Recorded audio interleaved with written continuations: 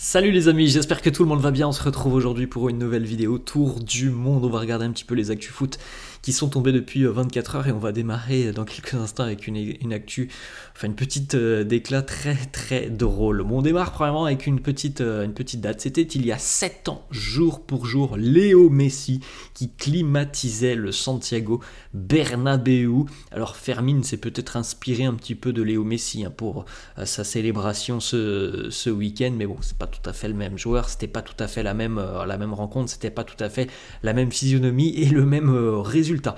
On va enchaîner les amis avec cette déclaration de Daniel Riolo que je trouve extrêmement drôle et surtout la photo, le petit montage est très drôle. Daniel Riolo qui l'a annoncé hier sur RMC: si le Paris Saint-Germain gagne la Ligue des Champions, je me fais la coupe de Barcola.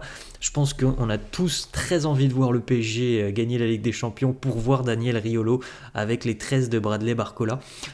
Daniel Riolo, peut-être pour ceux qui ne le connaissent pas, c'est un journaliste qui travaille du côté d'RMC et qui en début de saison avait considéré, après le match, je crois, face à Newcastle, que Barcola était un agneau qui était trop tendre pour la Ligue des Champions. Bon, on en a parlé, je crois, hier ou avant-hier. Bradley Barcola a quand même montré de très belles choses maintenant depuis quelques semaines. C'est normal pour un joueur de son âge d'avoir un petit temps d'adaptation en arrivant du côté du Paris Saint-Germain. Et c'est un joueur là qui est capable de faire des différences. Donc on souhaite au PSG de remporter la Ligue des Champions et on aimerait tous, je pense, voir cette photo en vrai. On poursuit les amis, on va du côté de l'Italie en Serie A. L'Inter Milan, sacré champion d'Italie pour la saison 2023-2024. Bravo aux Interistes, 20e Scudetto et donc une deuxième étoile qui devrait apparaître sur le maillot des Interistes. On retiendra que celui-ci est arrivé aussi, c'est pas anodin, lors du derby hier du côté de Milan face au grand rival. Ça a été quand même une année exceptionnelle pour les Interistes. Alors l'élimination en Ligue des Champions, je pense, a été très mal vécue, mais en tout cas en Serie A, l'Inter a été vraiment d'une régularité exceptionnelle. Je ne sais pas si c'est même pas une année record pour les Interistes. On verra ça en fin de saison parce que ils ont perdu très peu de points. L'Inter en championnat, c'est assez dingue. Ils ont aussi la meilleure défense, la meilleure attaque. Bref, c'est évidemment un titre tout à fait logique pour les Interistes. On enchaîne les amis avec la classique pour Lautaro Martinez, la petite célébration avec l'Argentine évidemment lors de la finale du mondial, et hier du côté de Giuseppe Meazza, puisque c'était le Milan qui recevait l'Inter hier, victoire des Interistes 2-1.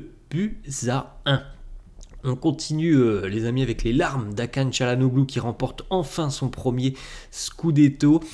Il a attendu pour le remporter. On rappelle que Çalhanoğlu est passé par les deux clubs milanais et il a dû attendre d'être du côté de l'Inter pour remporter ce Scudetto. Voilà peut-être le futur maillot interiste qui ornera donc le logo de 2 étoiles. Les 6 derniers entraîneurs à avoir remporté le Scudetto sont tous différents: Allegri, Sarri, Conte, Pioli, Spalletti et Simone Inzaghi. Il y a de la diversité aussi du côté du football italien. On va du côté de la Turquie maintenant. Petite information concerne Andriy Shevchenko qui jouera la Kings World Cup avec l'Ukraine.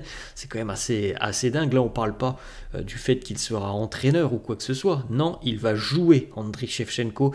On rappelle aussi que Ferdinand, Shevchenko, Hazard, Totti, Nasri, tous ces joueurs seront présents lors de cette Kings World Cup. On continue les amis avec le nombre de Scudetto remportés: 19 pour les Milanais, 20 pour l'Inter. Donc on devrait avoir une deuxième étoile côté interiste dès l'année prochaine. Benjamin Pavard qui a remporté le championnat pour la 5e année consécutive.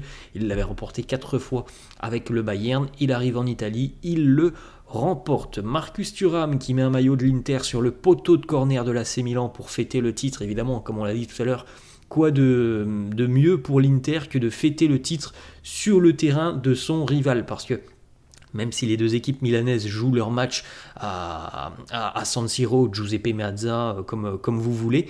D'ailleurs, tout à l'heure, je me suis trompé, c'était à San Siro et pas à Giuseppe Meazza. Mais c'est quand même exceptionnel pour eux de le fêter, alors que c'est le Milan qui reçoit. Ça a une saveur évidemment particulière. Voilà les amis, les derniers champions d'Italie sur les 12 dernières années. Donc on sait maintenant que l'hégémonie de la Juve est terminée. La Juve qui n'a plus remporté le Scudetto depuis 2020. L'Inter l'Inter, l'AC Milan, le Napoli et de nouveau l'Inter qui est trop fort cette saison en Serie A. Voilà, on a les stats, c'est quand même démentiel cette saison des Interistes. 79 buts marqués, meilleure attaque, 18 buts encaissés, je sais pas si c'est pas 19, je peut-être me trompe. Meilleure défense, meilleur buteur Lautaro Martinez, 33 matchs, 27 victoires. Donc voilà, déjà, quand on voit ça, 5 matchs nuls, une petite défaite. Donc autant dire que l'Inter n'a laissé que des miettes à ses adversaires en Serie A. On poursuit les amis avec l'ambiance hier, évidemment c'était assez chaud du côté de San Siro. Les statistiques de Marcus Thuram pour sa première saison en Serie A, 31 matchs, 12 buts et 7 passes décisives, plutôt pas mal quand même pour ses débuts en Italie. Le Bayer Leverkusen qui a encore sauvé ce week-end tout simplement un point et qui a encore une fois continué sa série incroyable d'invincibilité. Et si le Bayer Leverkusen reste invaincu cette saison, c'est aussi en grande partie grâce à tous les buts marqués en fin de match. Et regardez, il y en a eu quand même un paquet face au Bayern, face à Karabakh, face à Augsbourg, face à Leipzig, face à Stuttgart, de nouveau face à Karabakh, 2 fois face à Hoffenheim, face au Borussia Dortmund. Tous ces buts ont été inscrits après la 90e minute. On continue les amis avec petite photo très sympa hier du côté de Madrid. On avait un trophée qui a été remis notamment à Jude Bellingham, le trophée du lauréat, la révélation de l'athlète 2024. Et on a vu cette petite photo très sympa entre Jude Bellingham et Usain Bolt. Youssouf Yazici qui a été victime d'un homejacking cet après-midi à son domicile. 3 cambrioleurs ont tenté d'entrer dans sa maison avec des marteaux. Ces derniers ont été arrêtés. L'international turc a porté plainte pour la 3e fois suite à des cambriolages à Lille. Et le joueur évidemment reste sous le choc. On va du côté de Madrid et donc de Bellingham, comme on l'a dit, il a remporté ce fameux trophée de la révélation sportive de l'année 2024. Thomas Tuchel aurait donné son accord à ses agents pour prendre le poste d'entraîneur de Manchester United. Une partie de la nouvelle direction Idineo est en faveur d'une arrivée de l'Allemand dès cet été. Du côté de Bologne, hier, il y avait un match très important dans la course à la Coupe d'Europe en Italie. La Roma recevait Bologne, le Bologne de Thiago Motta. Bologne s'est imposé 3-1 sur la pelouse du stade olympique de Rome, qui n'avait plus perdu en championnat depuis 7 matchs. Et donc Bologne fait un grand pas vers la qualif en Ligue des Champions. 25 ans après, le club pourrait de nouveau jouer la compétition. L'équipe de Thiago Motta est 4e avec provisoirement 8 points d'avance sur le 6e, mais aussi un match en plus. L'Olympiakos vient de remporter la première Youth League de son histoire, victoire 3-0 en finale face à l'AC Milan. Et dire qu'en demi-finale, l'Olympiakos a éliminé le FC Nantes sur la séance des tirs au but parce qu'il y avait eu 0-0 lors de cette rencontre. Et là, on voit une finale où ils s'imposent 3-0. Ça fait mal pour les Nantais parce que ils ont regardé droit dans les yeux l'Olympiakos, alors qu'hier, l'AC Milan n'a pas franchement existé face aux Grecs qui sont imposés 3-1. Petit barbecue très sympa hier du côté de Madrid pour peut-être aussi fêter la victoire lors du Classico. Petit barbecue entre Arda Güler, Brahim Diaz et Fede Valverde. Thiago Silva qui va quitter libre Chelsea en fin de saison. Le Brésilien étudiera toutes les options dès cet été. Presnel Kimpembe a effectué des exercices individuels avec ballon sur le terrain aujourd'hui à l'entraînement du Paris Saint-Germain. C'est une bonne nouvelle. Peut-être qu'il aura l'opportunité de rejouer un petit peu d'ici à la fin de saison. C'est tout ce qu'on lui souhaite parce qu'il a quand même vécu des moments depuis quelques mois maintenant. C'est quand même très compliqué, très galère pour Presnel Kimpembe. On va enchaîner les amis avec Fabio Cannavaro qui devient le nouvel entraîneur de l'Udinese. Ça va être en tout cas un challenge intéressant, mais ça va être un challenge délicat. L'Udinese est une équipe qui lutte en général pour son maintien. Attention à ne pas se brûler les doigts pour Fabio Cannavaro. Le Stade brestois ne pourra pas accueillir plus de 5000 spectateurs au Stade Francis Leblay en cas de qualification en Coupe d'Europe. L'UEFA n'a pas accordé de dérogation. Brest devra donc trouver un autre stade pour jouer ses rencontres en Coupe d'Europe, en cas évidemment de qualification.